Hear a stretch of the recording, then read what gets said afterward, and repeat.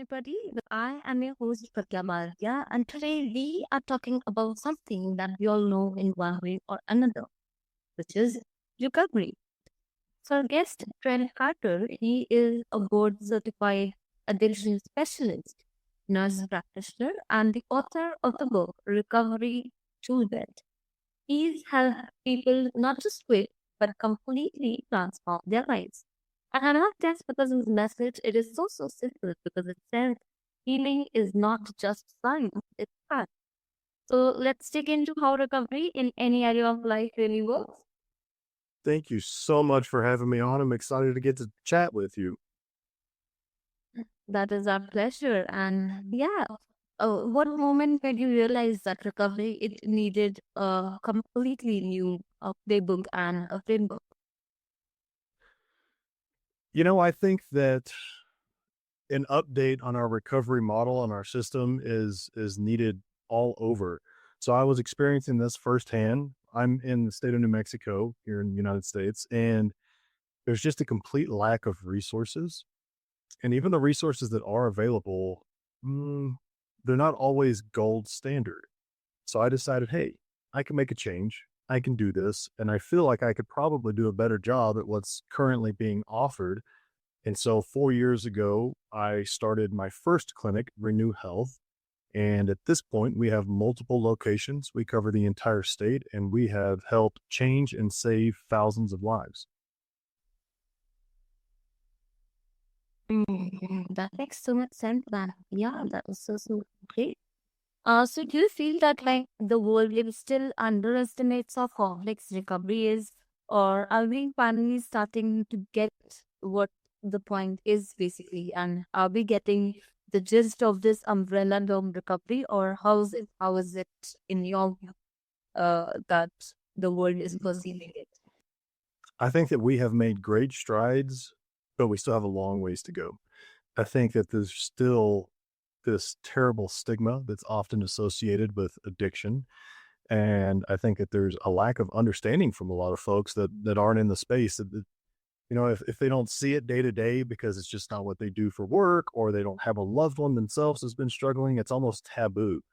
So I feel that we need to destigmatize, bring awareness and education to truly make a difference. Now, I do think that we've made leaps and bounds progress over recent years, but I still feel that there's a pretty significant uphill battle that we're facing right now if we truly want to make a change and change the landscape here for these folks that are struggling. True, and I hope that listeners that they get it. Also, I had this thing that I wanted to ask you that your recovery center, it became a model for success, right? But okay, I think really, what makes a healing space even outside addiction actually work? Is it the people that are there, or is it the methods, or is it the vibes, or is it just a whole process that is followed, which makes it a healing space? Fantastic question. I love that you asked that. The answer is all of the above. The people that work there, they truly, well, first of all, I think they need to enjoy being there. So if you look at it from an employer perspective, empowering the folks that are working at your clinic that are helping treat these patients, right? Making them feel valued, making them actually enjoy coming to work, because the patients pick up, and it's easy to tell if this person who is helping you is just collecting a paycheck versus they actually want to be there. So first and foremost, I think that that's one of the most important things. And then the treatment methods too, right? Being up to date, offering gold standard care and having options, meaning if this type of treatment doesn't work for the individual, then okay, we need to be aware of that. We need to redirect, and then we can work on plan B. And if that doesn't work, we can work on plan C. So I feel that it's very, very important to also meet that patient where they're at, meaning wherever they are in their journey. If they're very advanced, or if they're just getting started, if they're scared to death, or if they've gone through treatment and rehab and classes multiple times, those are very different types of patients. So I think that you need to be able to customize and tailor that treatment to the individual. Mm. Yes. Also, if you had okay, let's guess that you had a magic wand and unlimited time, money, energy. So, what would you add to every recovery journey tomorrow? And what is that one thing that you wish should also reach out to people and should be a part of this recovery journey? And yeah, what are your takes? If I had a magic wand and unlimited resources, I would probably start with what we've already mentioned, bringing awareness and education, destigmatizing to the general public. I think that that is going to be one of the most important things. Aside from that, well, I would add housing, I would add skills centers, things like that in that nature to what we currently offer, which is actually something we have active in the works actively. We hope to be able to offer in 2026. So I feel that what we do currently is already a fantastic job, but it's just building that even more. So if someone is released from prison, they can come and get treatment from us, and then they could live in a transitional housing or sober housing, as well as attending classes to acquire new skills.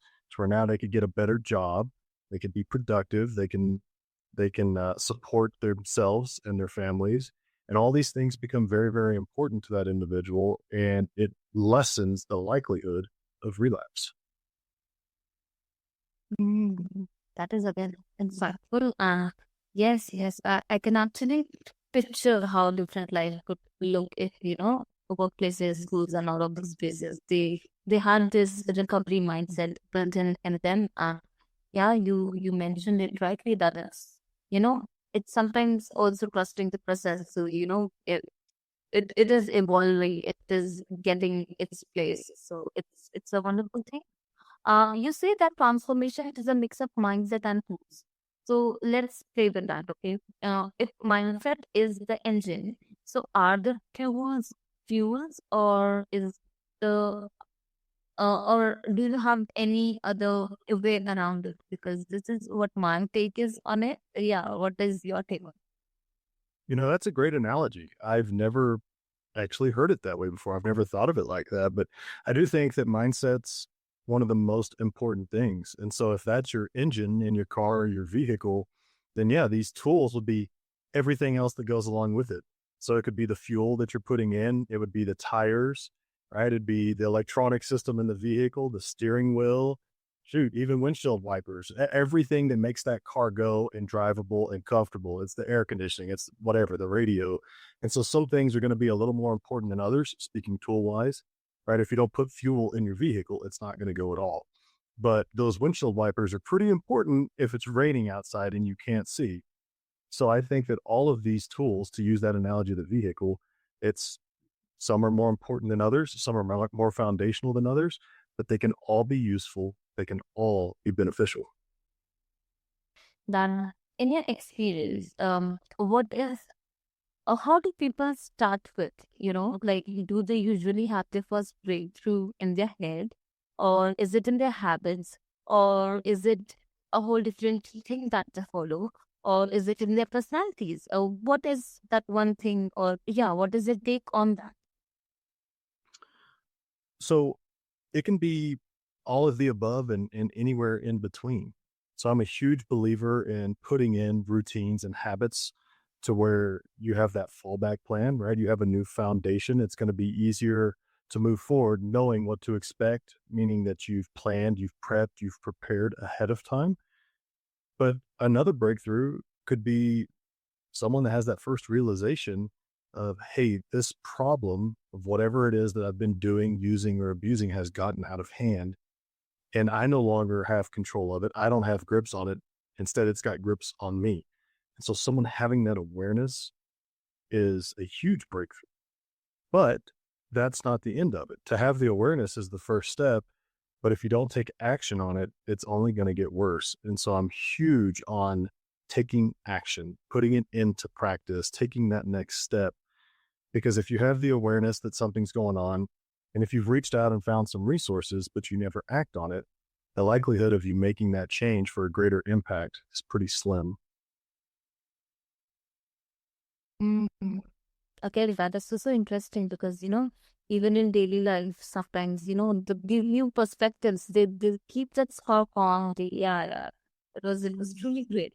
Also, you're also an entrepreneur, right? Which is which has its own roller coaster rise. So, do you find that resilience in business doesn't feel the same as a resilience in recovery?